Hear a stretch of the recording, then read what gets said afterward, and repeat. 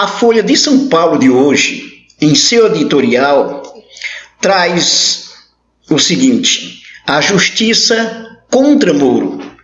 Com credibilidade abalada, o ex-juiz tem decisão contra Lula em 2018, derrubada pelo Supremo Tribunal Federal. A segunda turma do Supremo Tribunal Federal decidiu contra o juiz Sérgio Moro, pelo menos em duas coisas já. Primeiro, a delação do Palocci não poderá ser utilizada no processo do ex-presidente Lula. Segundo, o ex-presidente Lula agora terá acesso aos dados da Odebrecht que haviam sido negados pelas instâncias que o julgaram. Então, com isso, já temos uma derrota parcial do ex-juiz Sérgio Moro. Tem vários problemas em relação ao ex-juiz Sérgio Moro sobre esse processo do ex-presidente Lula. Primeiro, em relação à delação do Palocci,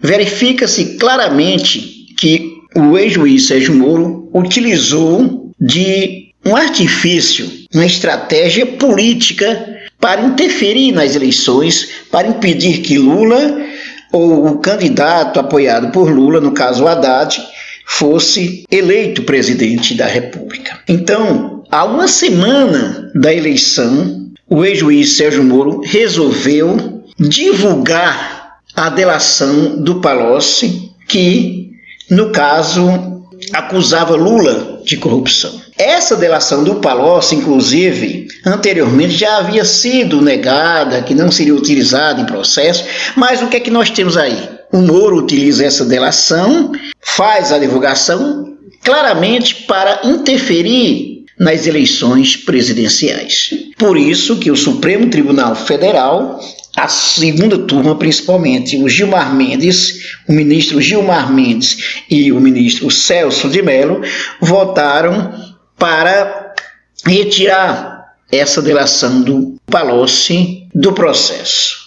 E o outro caso é o direito que o Lula tem ao acesso aos dados da Odebrecht, porque aí ele tem que comprovar a sua inocência. Então o editorial da Folha já coloca o seguinte, que o Moro, ele passou o pé pelas mãos. Ele teve uma sofreguidão para, inclusive, interferir nas eleições.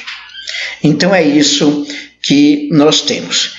No editorial, a justiça contra Moro diz o seguinte, na Folha de São Paulo: pouco menos de um mês antes de aceitar o convite para fazer parte do governo Jair Bolsonaro, o então juiz federal Sérgio Moro decidiu incluir a delação premiada do ex-ministro Antônio Palocci nos autos do processo que apura se a empresa Odebrecht doou, em troca de favores, um terreno para a construção do Instituto Lula. A medida, acompanhada do fim do sigilo sobre o caso, ocorreu a 6 dias do primeiro turno do pleito presidencial de 2018, no qual Bolsonaro tinha como principal adversário o candidato do PT, Fernando Haddad, que evocava o apoio e a memória de Luiz Inácio Lula da Silva como trunfos da campanha. Note-se que já decorreu na ocasião 3 meses desde a homologação do acordo judicial que permitiu a Palocci depor sobre supostos ilícitos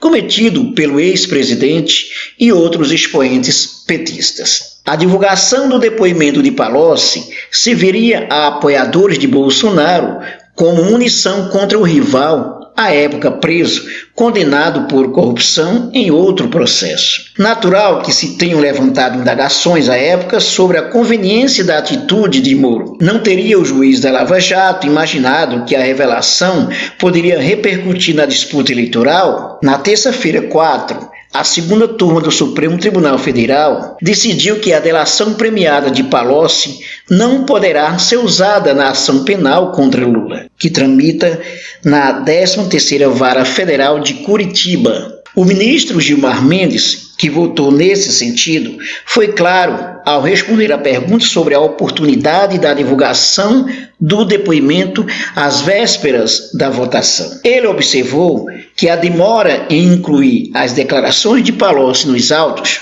parece ter sido cuidadosamente planejada pelo magistrado para gerar verdadeiro fato político na semana que antecedia o primeiro turno das eleições presidenciais de 2018. Ainda que não faça sentido atribuir o desenlace da eleição à iniciativa de Moro, acumulam-se evidências de erros de procedimento cometidos pelo ex-juiz. Como já se disse nesse espaço, a sofreguidão com que Moro se prontificou a participar do governo Bolsonaro abalou sua credibilidade e, por extensão, a da Lava Jato. Indicou-se que ambições políticas se misturavam ao ímpeto, não raro messiânico, da força-tarefa de combate à corrupção. Se é fato que a Lava Jato prestou serviços inestimáveis ao país, é forçoso reconhecer que cometeu excessos, impropriedades e desvios que cobram seu preço e não podem ser ignorados sob pena de estimular uma índole justiceira que ofende os princípios basilares